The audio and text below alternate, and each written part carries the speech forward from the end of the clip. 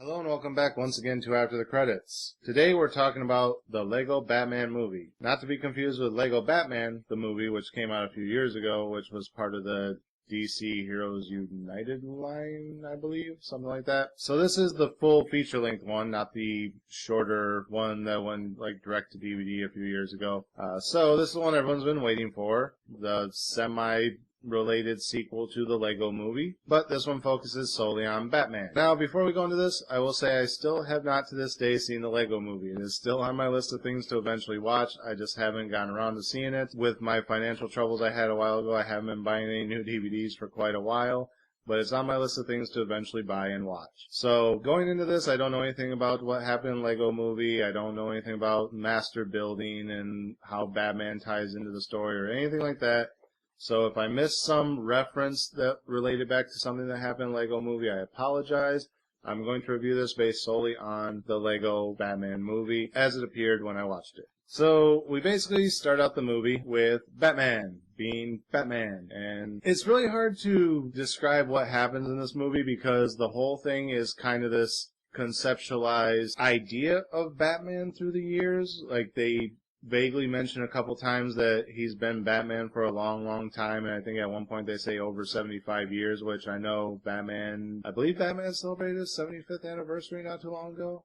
It's been a few years, but it's right around there. It's probably closer to 80 years now, honestly. They even make references to, like, the old movies, the old TV show from the 60s, even the old serials from back in the 30s and 40s, I believe they were. I actually have them somewhere. But it kind of makes these references to all of these different adaptations of Batman that have existed over the years as if they're one giant iconography. And all of it happened, and Bruce Wayne is just like 80 years old, but still looks like he's 40 and is still being Batman. A lot of the other stuff that happened in Batman's timeline, like Robin, Nightwing, Red Robin, and all of that type of stuff, doesn't seem to have happened in this, even though they make reference to the 66 Batman. They don't make a reference to Robin because he meets Robin for the first time in this movie. Basically, it kind of plays out as if somebody who has a rough idea of Batman's history kind of playing with action figures and doing his own little movie, like, well, yeah, I've been around for 80 years. Yeah, well, I've been around with you for 80 years. And, like these little jokey things. It just kind of has that whole vibe, which somebody has told me that the ending of Lego Movie is very similar to that, but I don't want to get into too many spoilers for that because I haven't seen it. But somebody did kind of spoil that for me if that's the ending. But that's not the case here. They don't actually go into that type of a full reveal, but that's just the way everything comes off in this is. It's somebody who has been a fan of Batman for a long time, knows all the different Batman versions, and is just kind of playing in their own little universe as if all of that actually happened in one giant universe or one giant timeline, and they're just kind of making up their own story as they go. The other thing about it, I don't know if it was intentional, but they were making a really heavy, kind of forced love affair between Batman and the Joker. Like, the whole reason Joker is trying to destroy Gotham City is because Batman won't pay attention to him. Batman kind of treats him as if he was like a one-night stand. At one point they asked Batman, like, well, who's your greatest nemesis? And he goes, Superman. And the Joker's like, we've been fighting each other for 80 years, and obviously I'm your biggest nemesis. And he's like, no, I think Superman's definitely more my nemesis than you are. Just kind of like treats Joker like he's nothing to him, and Joker kind of gets heartbroken over that. And by the end of the movie, they kind of have this rekindling of a romance or a hatred towards each other, where basically Batman finally says that he hates Joker, and Joker's like, that's all I ever wanted. It's one of those you had me at hello moments, or, that's all I needed to hear or whatever, and now I'm fine, even though I've caused you all this trouble. And it's just like this really odd thing to be in a kid's movie. I know this isn't necessarily targeted towards children. It's meant to have more of an adult demographic, or the higher up teen demographic, the 20-ish year old demographic, but it definitely plays up to more of an adult audience than a kid audience. There's a lot of undertones in this that I don't think kids would really pick up on, that you pick up on more as an adult. And to a kid, they would probably just seem awkward. Like, okay, why is Joker acting like he's in love with Batman when they're enemies? It's just a really weird dynamic that they kept trying to force in. Yeah, I don't want to give away too much of it because it was kind of fun, but at the same time, certain points you come to in the movie and you're like, okay, whoever's writing this knows absolutely nothing about Batman except that they exist and these versions of them existed. They've probably never seen any of the old serials, never seen any of the old 66 Batman, never seen any of the original movies. Maybe they only know like the Nolanverse and Batman v Superman, because it seemed like they just didn't have a real grasp of concept of who Batman is, how he exists, or like his whole dynamic. But at the same time, other points come in when it's like, okay, obviously they know something about the Batman universe, because at one point they have like Batman's entire rogues gallery attacking Gotham City, and the Joker's kind of naming off everyone, and he goes through like everyone from like the main people you know, like him, Bane, Clayface, Scarecrow, Poison Ivy, Catwoman. Then he gets into some of the older kind of the 66 characters like Egghead, King Tut, and then he gets into some of the more obscure comic book characters like Crazy Quilt and Condiment King. He's basically a guy that shoots ketchup and mustard out of guns. But then they kind of poke fun at it, like Batman says, "You're making some of those up," and Joker's like, "No, really, Google it.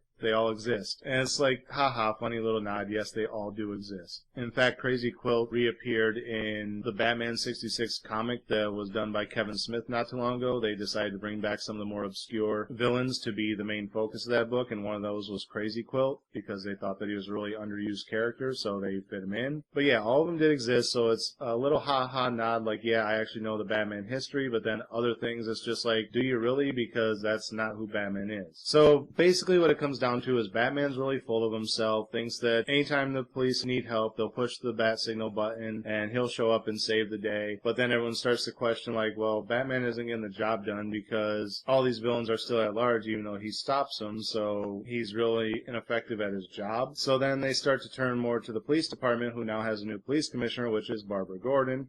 And Barbara Gordon wants to work with Batman because she does see him as an asset, but she wants the police department to function as the police department to actually put people away, but wants Batman to work with them, kind of like in the 66 version. He was a duly deputized police officer, where now he's kind of the vigilante that we know from like the Nolanverse, or the animated series, or the Burton films. So it's just like this really odd dynamic of how everyone relates to each other. Like, the whole reason he ends up with Dick Grayson as Robin is because he's at a charity event for an orphanage, and Robin happens to be at the orphanage, and he's kind of talking to Bruce Wayne, trying to do an interview, like, well, you know, you're the ultimate orphan, like, so what do you think somebody should do if they really want to be adopted? And Bruce is just kind of like, yeah, do that. And the kid finally says, you know, that sounds a lot like me. Would you be interested in adopting me as a son? And Bruce is like, yeah, sure, no problem, whatever. So then the kid just kind of shows up at Bruce Wayne's house, like, yeah, I'm adopted. You know, there's no filing of paperwork or anything. It's just like, yeah, I'm your son now. And then he finds out that Batman lives in Bruce Wayne's basement, so he thinks that they're roommates. So then he's like, okay, well, I have two dads now. Again, playing up to this whole kind of gay stereotype with Batman is like, okay, yeah, I have two dads.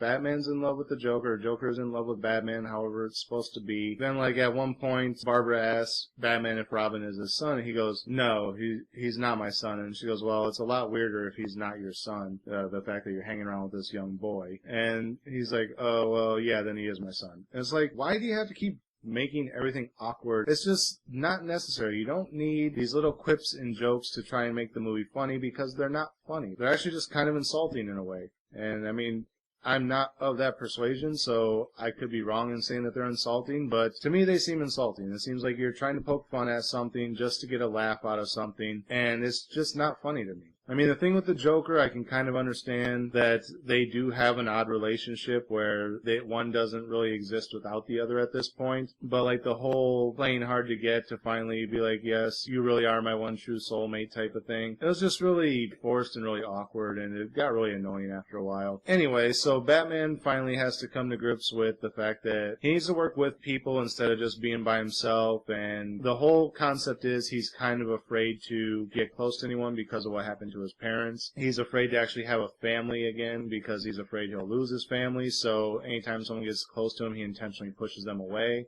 And he's been doing it for so long, it's kind of become that he's an asshole and does it without thinking, and actually ends up hurting a lot of people's feelings instead of what he meant to do, which is just, you know, I can't get close to you, keep your distance. Like at one point he tells Alfred, well, you don't know what it's like to have a surrogate son. And Alfred just kind of like almost tears up for a minute, like, I've been raising you since you were a young boy, you dumb shit. But towards the end, he kind of realizes, like, what he said to Alfred that day really hurt Alfred, and that wasn't how he meant it. And he kind of starts to make amends with everyone and realizes that he could use the help, and he needs to stop being the loner. And it comes out with a little happy ending, because it's a kid's movie after all. It's Legos, so you gotta have the happy ending. And that's kind of all I can really tell you about it without spoiling too much of it. The only other thing I really want to mention about it, and again, it kind of relates back to how it seems like a kid playing with toys, is anytime there's gunplay up until like the very end was when they finally stopped doing it, like the very last fight scene, they stopped doing it finally. But anytime like the police were shooting at the bad guys, there was always, instead of like bullet sounds, it was always going pew pew pew pew pew pew. So it's like a little kid playing with guns, and he's like pew pew pew pew pew pew, I got you, Batman, no you didn't, pew pew pew pew, you know, type of thing. So